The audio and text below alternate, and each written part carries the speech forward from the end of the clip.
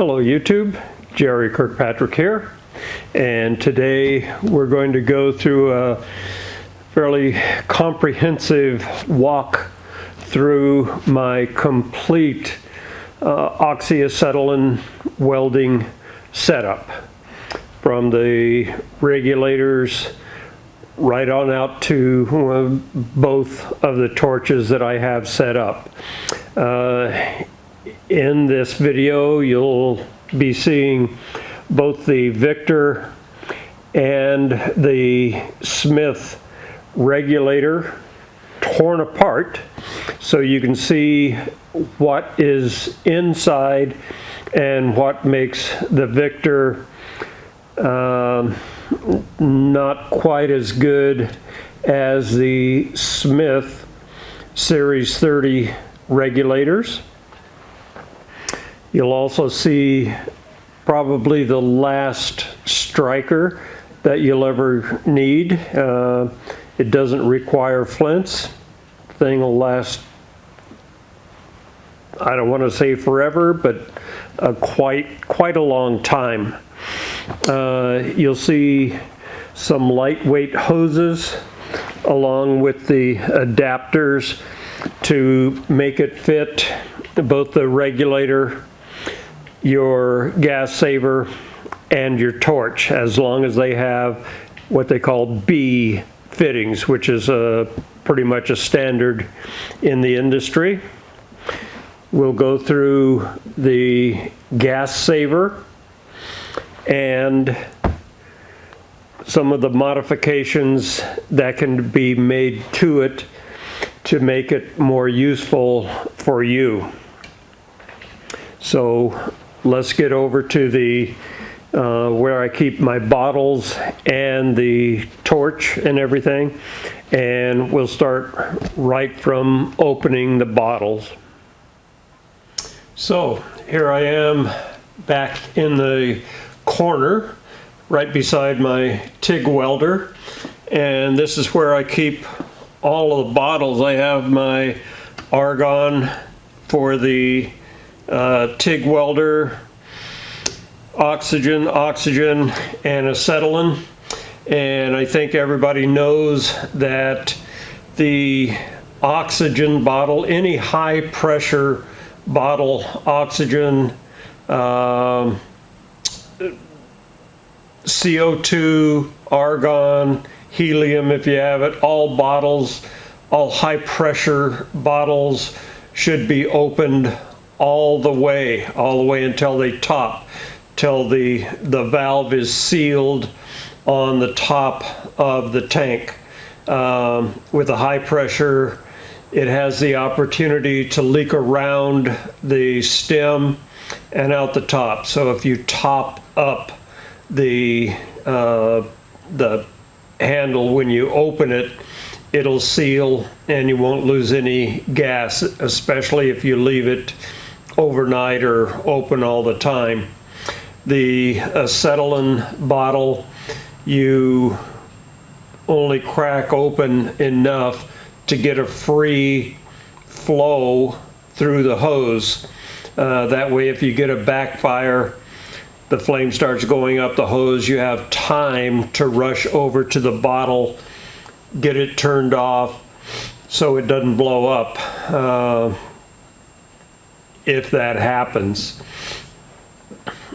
My regulator for the oxygen is a Smith Series 30, and it has a low pressure gauge on it, and you'll see it right here. The standard gauge doesn't even start until 20 pounds. There's a little tick at 10, but you don't have the availability to open your regulator to a very low pressure. And as you saw in the brazing videos, the two videos I did on brazing with the Victor and the Harris, I was down around 1, 2, 3, and 4 pounds with the standard gauge on either the Victor or the Harris oxygen gauge. You won't be able to read it. So if you go to your local store and ask for a Smith Series 30 gauge for your oxygen, you'll have to specify that you want the low pressure gauge, the line gauge on it. The acetylene, I use also a Smith Series 30 gauge, and I'll be showing you in just a minute why the Smith Series 30 are so much better than the Victor. I have about 20 feet of hose just hanging here with quick disconnects that goes to my stand, the complete stand. So in just a minute you'll be seeing where these connect to my gas saver on the stand. But for right now, let's go back over the table and we'll disassemble both a Victor and a Harris regulator so you can see what's inside of them. So here we have a Victor regulator and a Series 30 Harris regulator, and almost all of the magic between the two is on the inside.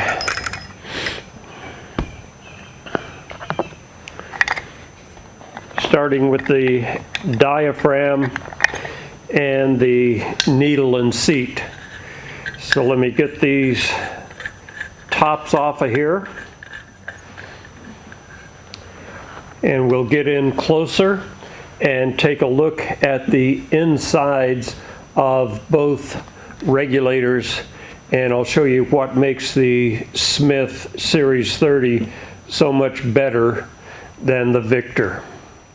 Okay, so the first thing we notice with the Victor torch, it has a rubber diaphragm and it is pierced right through here to get this little bolt and nut in here to accept the pressure to regulate the needle and seat.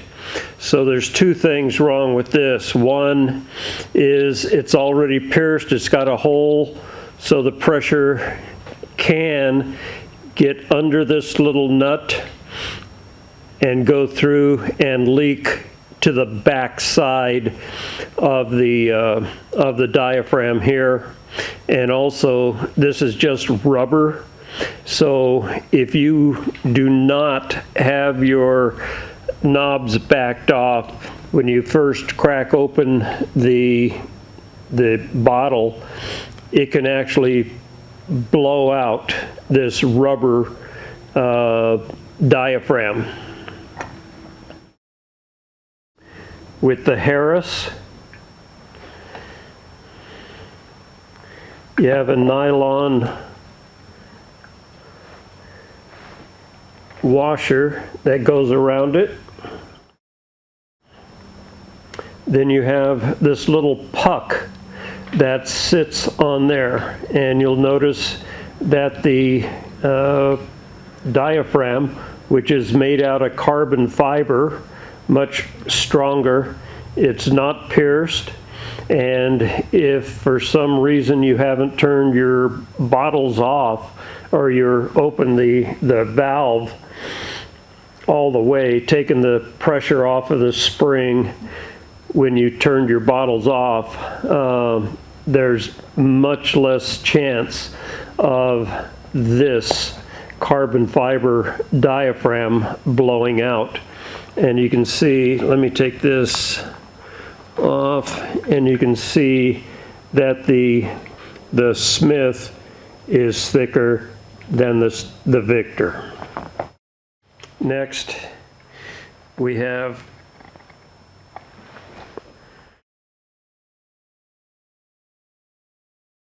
this little cap, and here we have the needle and seat. So if any garbage comes out of your either oxygen or acetylene tank comes through here, it has an opportunity to get stuck underneath the needle and seat. And also there is a little washer here, and in fact this one is cracked.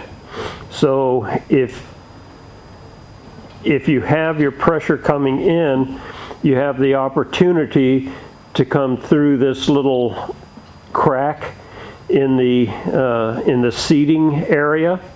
And also, if any dirt comes up through into this chamber here, it can get caught underneath this seat and cause the acetylene or oxygen to bypass it and come up and fill the chamber where the diaphragm is supposed to regulate.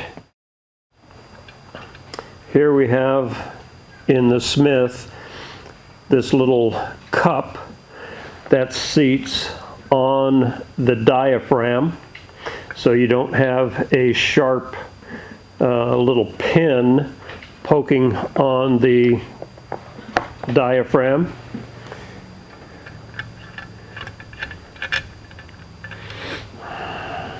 The needle and seat is encapsulated, and it has a filter. So any stuff that might come out of the bottle up into here, it's filtered out even before it gets to the needle and seat. So this is so much better than the Victor style. So here is my complete welding setup: gas saver, microphone stand, starter, a little tube to hold my Cobra torch. Down at the bottom is just a cart so I can roll it around.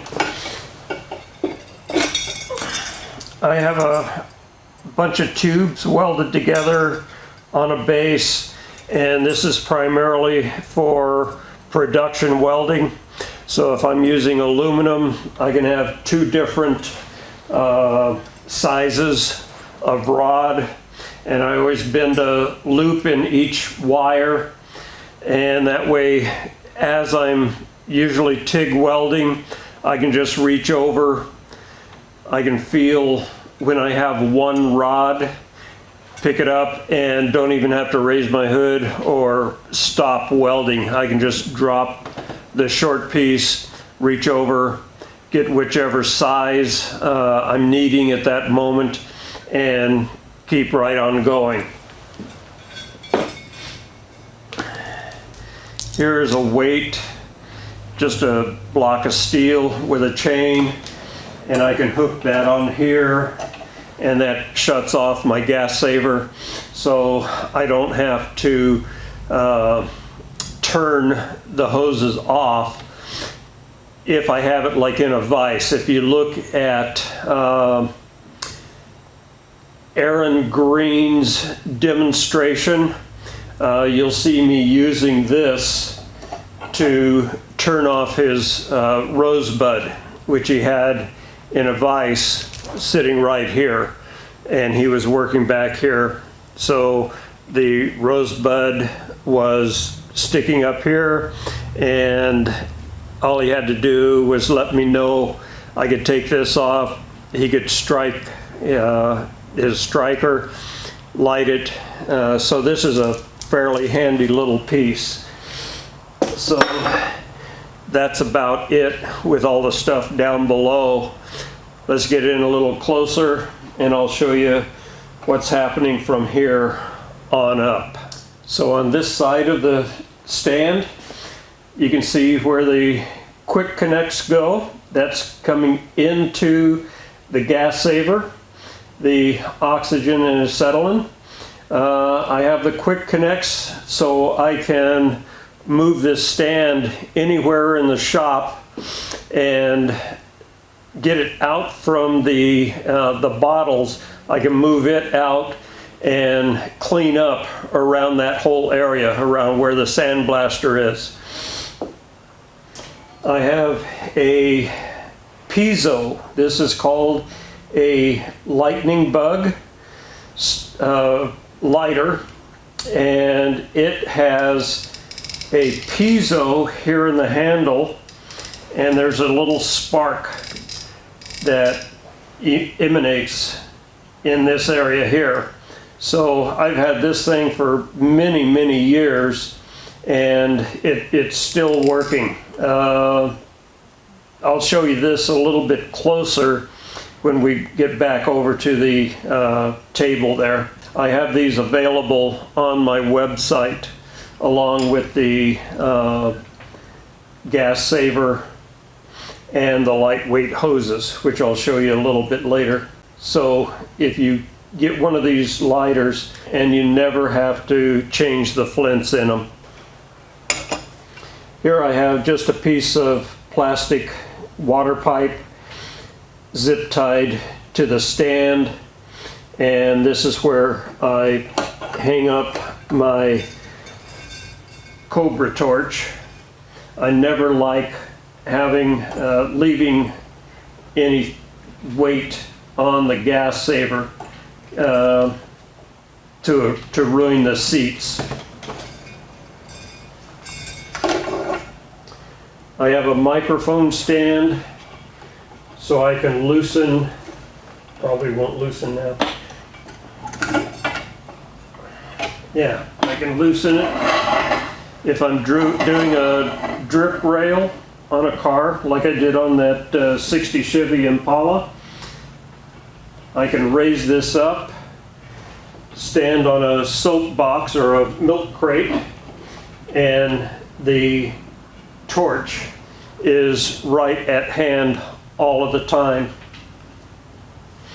The next thing I have is this one is plastic, and it's molded itself to the pilot light, and this thing gets quite hot, so I have a little pony clamp here that I can adjust my pilot.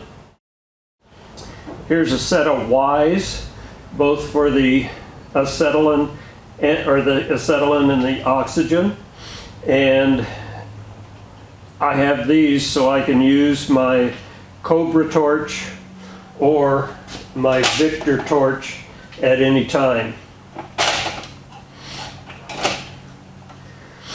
So depending on which one I'm using, I'll turn this one off, open this one all the way. Here again, I want to seat these on the outside so they are seated, I guess you'd say, so I don't lose any oxygen or acetylene out through the stem here. The place where I hang my torch up, I cut the little hook off, and I'll show you that a little bit later. I cut that off, and I just got a piece of 3/16 by 1 by 1 angle iron and welded it on the end. I drilled a 1/2-inch hole right here, and then cut down and then deburred everything so it's not sharp. That way I can hang up my torch in this direction or in this direction. So that's a pretty handy feature right there. And if you buy a gas saver, don't be afraid of modifying it to suit what you're doing. We turn this stand around.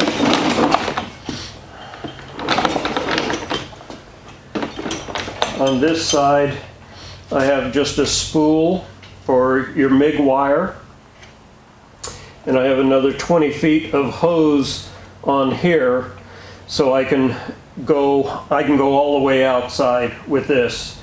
And I use the cutting torch and the rosebud primarily for the Victor torch.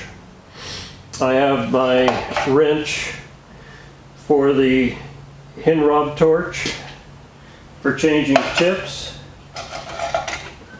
I have my tip cleaners in here. I also have some straight tip cleaners for the Hinrob torch. I don't like using the file on the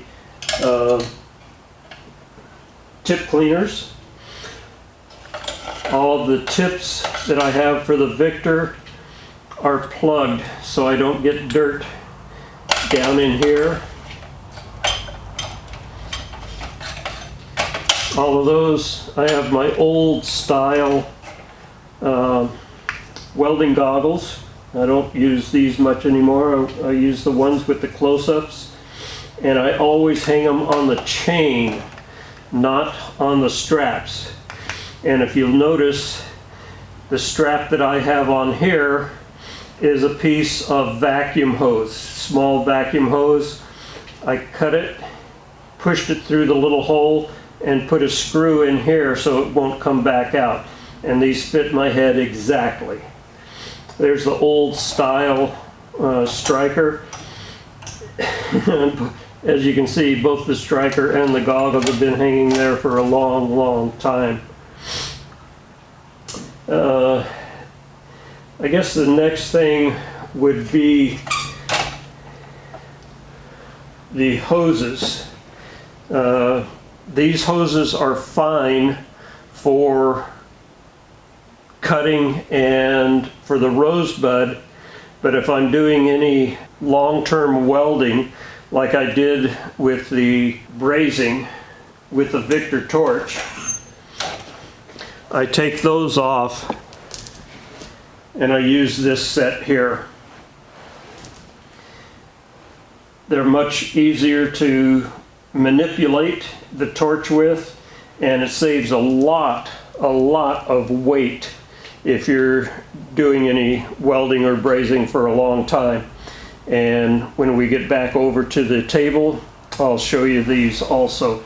If anybody has any questions about other modifications that I've made to the stand, leave them down in the description and I'll get back with you. So let's go over the table and we'll go through the hoses and the gas saver. So the first thing we want to approach is the lightning bug.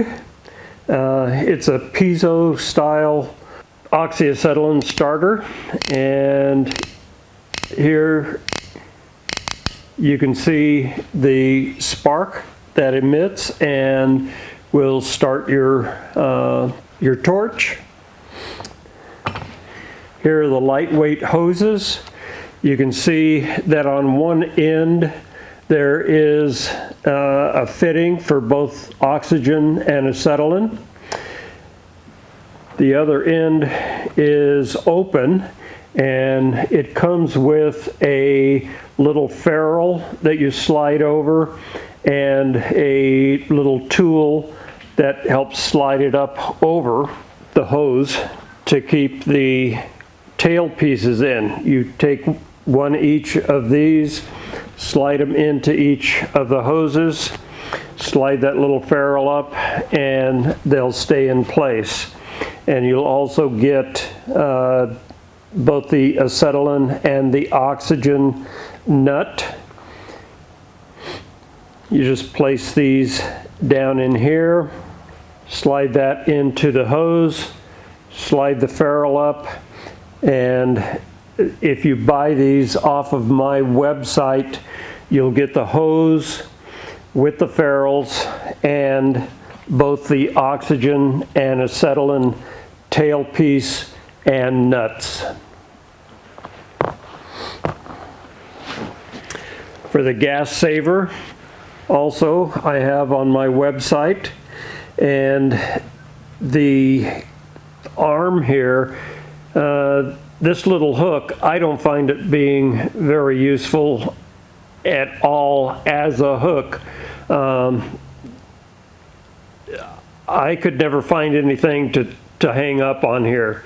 That's why I put a wire hook on my Victor torch, and I made that piece of angle iron to accept the just behind the tip on my Hinrob torch. So it has a pilot light, which is adjustable. If you get a gas saver, don't be afraid to modify it, like the one that I did on the stand. This one I made for doing demonstrations at blacksmith shows, American Farriers Association, and a lot of different car shows all over the United States. So what I did with this one, I bent the original arm up and then welded on a piece here that would get behind a plexiglass screen that I had right here. I just took the original pilot light out, got another fitting, put it in here, slid a piece of rubber hose on so it would flex, and then made up this piece of tubing that comes around here, a fitting on here, and then screwed in the original pilot light piece. And I was working out in the wind at some of these shows, so I took a piece of square tubing, and that allowed oxygen to come up all four sides, and then drilled some holes in it and slid that over this piece here. And by doing this, wind didn't bother this thing at all. So don't be afraid to modify your gas saver to suit the kind of work that you're doing. So that's about it. I hope you enjoyed this video. If you have any questions about any of the modifications that I made or the way in which I set up my oxyacetylene set, leave a question or comment down below. I would like to thank all of my patrons and everybody that has bought me a coffee. The coffee has really done wonders for this website, not website, it's for YouTube channel. Thank you very much for watching. Please give me a thumbs up, ring the bell, share this with your friends. Thanks again.